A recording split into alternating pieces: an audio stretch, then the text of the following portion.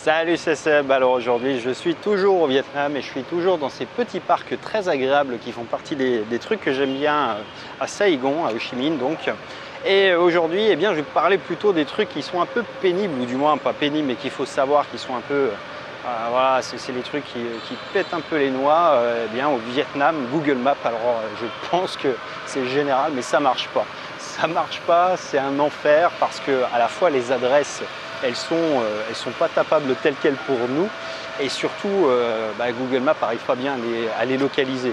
Je vais donner un exemple. L'autre jour, quand je suis arrivé, je cherchais mon Airbnb, ça m'a pris 1h30 parce qu'il me mettait dans une impasse et en fait l'Airbnb était vraiment physiquement à 5 mètres, et sauf qu'il avait oublié qu'il y avait une ruelle et qu'il n'avait pas matérialisé sur le plan, mais bref, ça m'a pris 1h30 pour le trouver et je l'ai trouvé vraiment en galérant parce que voilà, autre point du truc, c'est que alors quand tu es dans des trucs touristiques, quand tu es dans les sentiers un peu battus, effectivement les gens parlent anglais. Mais moi j'étais dans un quartier vraiment populaire, tu vois, au milieu des Vietnamiens, et pour le coup, je vais être à peu près le seul blanc sur 1 km². Et donc du coup, tu n'avais pas grand monde qui parlait anglais et qui a pu me dépanner pour me dire ouais, c'est pas là, c'est là, quoi, tu vois. Donc j'ai perdu vraiment beaucoup de temps et ça, c'est un énorme point noir en fait d'ici. C'est que c'est chiant pour se déplacer, enfin c'est chiant, pas toujours, mais je veux dire sur des gros points ça pose pas de problème, mais sur des adresses précises c'est la galère et c'est pas la première fois que ça m'arrive. Mais bref, ça c'est le premier point noir que j'ai un peu relevé, qui est pas vraiment un point noir, mais qui est pénible encore une fois au quotidien, quoi. Voilà, tu te donnes des points de rendez-vous, tu as intérêt à sélectionner des trucs qui sont un peu plus calés ou qui sont bien référencés. Tu vois, un restaurant, puis en plus ça bouge tout le temps, ce qui fait que c'est mal répertorié, les trucs ont disparu, enfin voilà, bref. Donc voilà pour cette partie-là. Après, c'est comme partout en Asie. Là, je suis sur une grande ville, donc c'est bruyant, c'est toujours assommant de circulation, mais tu as des petits oasis d'espaces verts comme ça, et surtout à Saigon, tu en as beaucoup qui ont été préservés.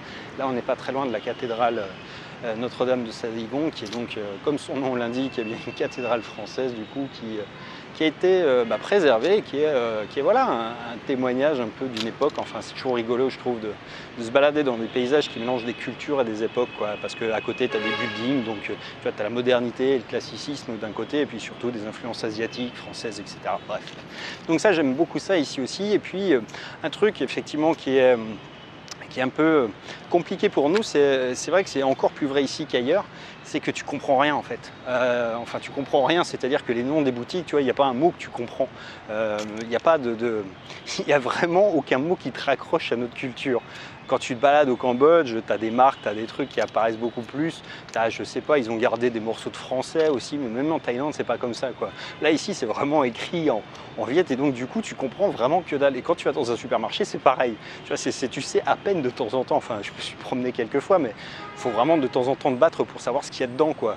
Tu sais pas si c'est, je sais plus, je regardais des boîtes de trucs, je sais plus si c'était ce qu'il y avait dedans, si c'était des gâteaux ou si c'était, tu vois, du sucre, du salé ou enfin, puis ils ont des mélanges bizarres, donc du coup, c'était vraiment improbable, quoi. Et d'une manière générale, c'est vrai que c'est assez chelou pour ça, c'est qu'il y a vraiment une incompréhension très forte et il n'y a pas grand chose que tu peux vraiment comprendre instinctivement comme ça, y compris sur les boutiques, encore une fois. Alors ici spécialement, et si tu as suivi mes dernières vidéos sur le Vietnam, tu as dû t'en apercevoir, la circulation, c'est vraiment l'image que tu peux en avoir à la télé ou que tu as dû voir avec des centaines, des milliers de scooters, de motorbikes qui, aux heures de pointe, qui vraiment monopolisent toutes les rues. Et c'est vrai que c'est pas un mythe, c'est vraiment comme ça, donc ça roule vraiment et c'est vraiment très différent à la fois du Cambodge et très différent également de la Thaïlande, où en Thaïlande il y a beaucoup plus de voitures, au Cambodge c'est un peu mixé, mais t'as pas autant de scooters, quoi. Là il y a vraiment des quantités vraiment délirantes de scooters et c'est vraiment du sport, quoi, rien que pour traverser la rue, parce que évidemment il faut se faufiler entre les scouts qui passent à toute allure, enfin bref.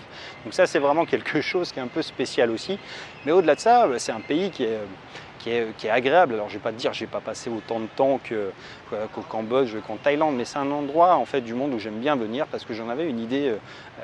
Moi j'ai grandi un peu avec des films, des choses où tu vois, tu avais le Vietnam qui était un peu pas sublimé, mais tu t'en fais une représentation mentale, je pense. Enfin moi j'avais des images de cartes postales très précises et c'est vrai que finalement quand tu arrives, tu les retrouves, quoi. Alors pas toujours, pas partout évidemment, mais tu les retrouves et c'est vrai que ça a quelque chose de vraiment sympa pour ce côté-là. Tu as vraiment des éléments historiques auxquels tu te raccroches un petit peu, des choses. Donc voilà pour les quelques points noirs du Vietnam. Encore une fois, il doit en avoir sans doute plus que tu remarquerais toi que moi si tu arrives tout juste de l'extérieur, si tu arrives de Paris par exemple, parce que moi ça fait quand même maintenant pas loin de 8 ans que je suis en Asie, et donc du coup, il y a des choses qui sont communes à tous les pays avoisinants et qui font que pour moi ça me choque plus, quoi, parce que c'est devenu normal pour moi, ce qui n'est peut-être pas pour toi en revanche. Donc c'est vrai que mais pour moi vraiment c'est que ces petits trucs là qui sont vraiment un peu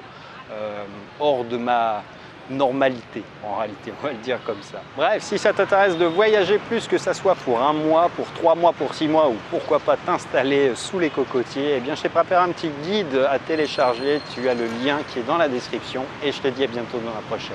Ciao!